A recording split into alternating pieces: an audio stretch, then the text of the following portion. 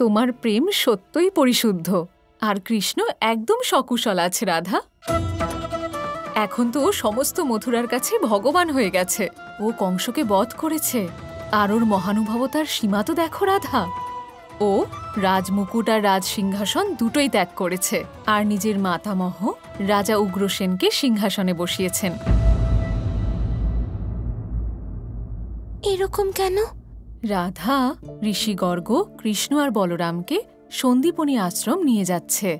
কৃষ্ণের উদ্দেশ্য রাজা হওয়া না, অন্য কিছু আছে, এরকম উনিই বলছিলেন। সন্দীপনী ঋষি? শুনেছি উনি তো অত্যন্ত যোগী ঋষি, অত্যন্ত জ্ঞানী। কৃষ্ণ ওনার থেকে শিক্ষা গ্রহণ করবে, এ তো অত্যন্ত সুখবর। আর আমি যখন বর্ষণা আসছিলাম, শুনলাম তুমি প্রধান হতে চলেছ। রাধা, আমি খুব আনন্দ পেয়েছি। কৃষ্ণ রাজা হতে পারেনি তো কি হয়েছে, তুমি তো রাধারানী হবে, তাই না?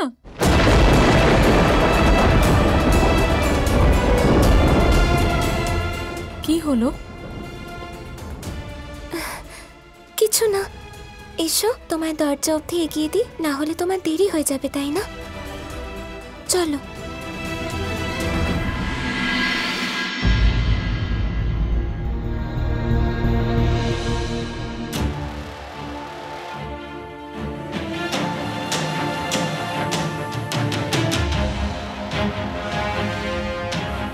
এসো রাধা, ওখানে বসো, আজ তোমার তিলক হবে।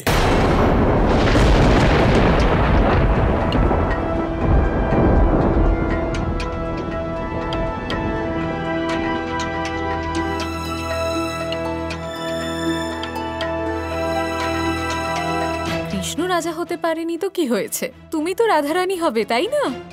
কৃষ্ণের উদ্দেশ্য রাজা হওয়া না, অন্য কিছু আছে।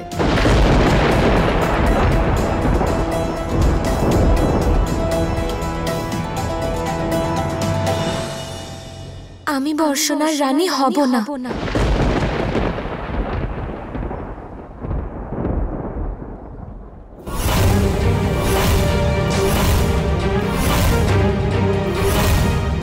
এই তুমি কি বলছো? তুমি ঠিক আছো তো?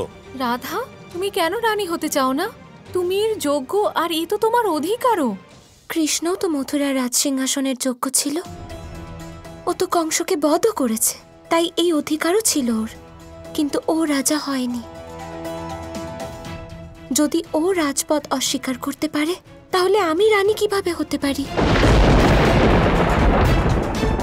কৃষ্ণের জীবনের উদ্দেশ্য আলাদা, আর আমার হৃদয় জানে ওর জীবনের আসল উদ্দেশ্য কি। হয়তো সংসার এই বিষয়ে অনভিজ্ঞ। যদি কৃষ্ণ রাজা না হয়, তাহলে রাধাও রানী হবে না।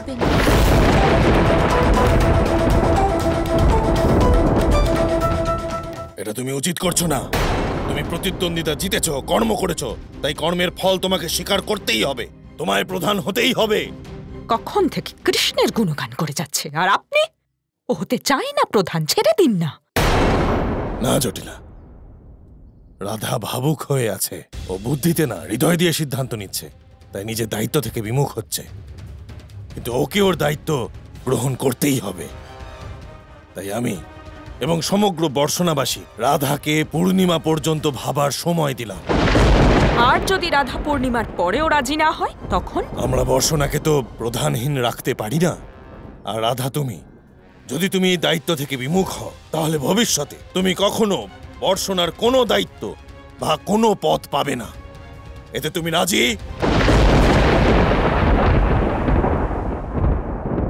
আমি রাজি। আমি রাজি।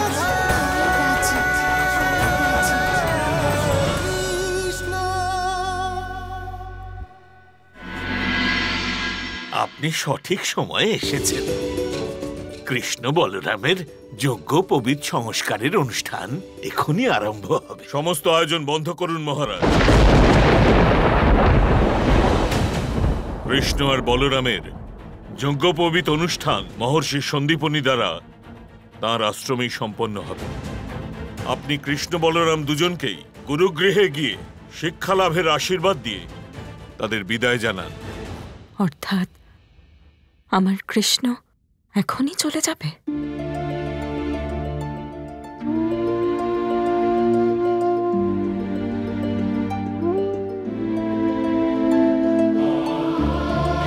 বিধির বিড়ম্বনা দেখো কৃষ্ণ। এত বছর পরে আমি তোমার দেখা পেলাম, আর এখন কিছু মুহূর্ত একসাথে কাটানোর পরে তুমি জানি না আবার কত দিনের জন্য আমার থেকে দূরে চলে যাবে। পুত্র কৃষ্ণ, এত বছর পর্যন্ত তোমার বাল্যলীলার আনন্দ থেকে আমরা বঞ্চিত রইলাম, আর এখন দেখো আমরা তোমার যৌবনকালও দেখতে পাবো না।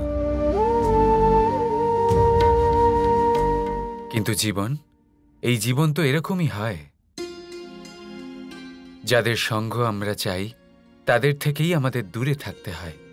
কিন্তু আপনারা এটা মনে রাখবেন যে আপনারা আমার সহযাত্রী নন, আপনারা আমার জন্মদাতা। আমি যেখানেই যাই করি না কেন, যতই আপনাদের দৃষ্টি থেকে দূরে থাকি, আমার এই মনে আপনারা সর্বদা থাকবেন। আমি এবং দাদা শীঘ্রই জ্ঞান অর্জন করে আবার ফিরে আসব। আপনারা শুধু আশীর্বাদ করুন।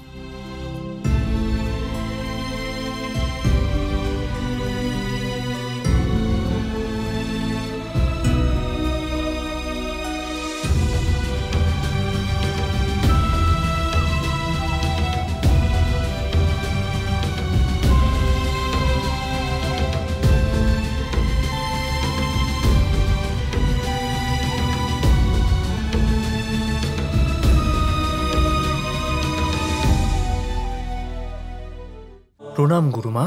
যশস্বী হও অশ্রুসেন, কিন্তু এই চন্দনের কাঠ দিয়ে পবিত্র যজ্ঞ কার জন্য? আছেন বিশেষ কেউ।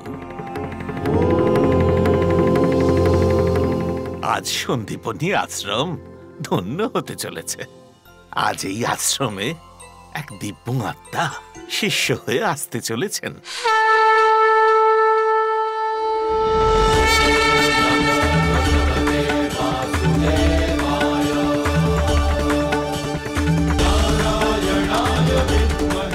আমারই সৌভাগ্য।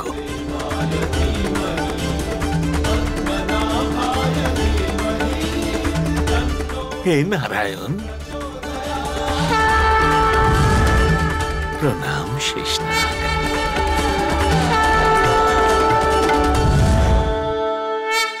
আজ আমি ধন্য হলাম যে আপনি কৃষ্ণ রূপে আমার শিষ্য হয়ে আশ্রমে এলেন।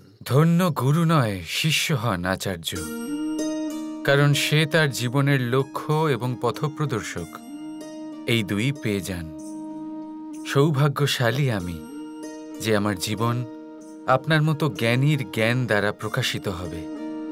শুধু একটাই অনুরোধ আছে আচার্য, আমাদের মধ্যে নরনারায়ণের নয়, গুরু শিষ্যের সম্পর্ক হবে।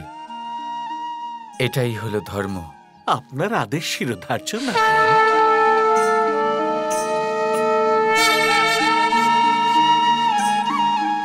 আমার আশ্রমে তোমায় স্বাগত।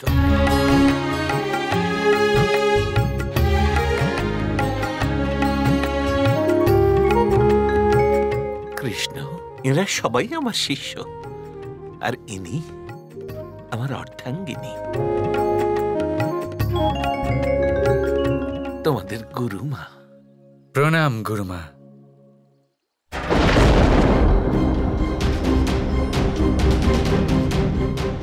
কৃষ্ণ, এই আশ্রমের পরম্পরা অনুসারে আমার শিষ্য সেই হতে পারে যার যজ্ঞোপবীত অনুষ্ঠান সম্পন্ন হয়েছে। এর জন্যই তোমায় সন্ন্যাস নিতে হবে। আর এই ময়ূর পালক, যা তোমার জীবনের অনন্ত রঙের প্রতীক, এই বাঁশি যা তোমার জীবনের সুর, এই পীত বস্ত্র যা তোমার তেজের চিহ্ন স্বরূপ, তা তোমায় ত্যাগ করতে হবে। প্রত্যেকটি ব্যক্তিকে সম্বন্ধ বন্ধন ত্যাগ করতে হবে। তুমি এই সমস্ত ত্যাগ করতে পারবে তো?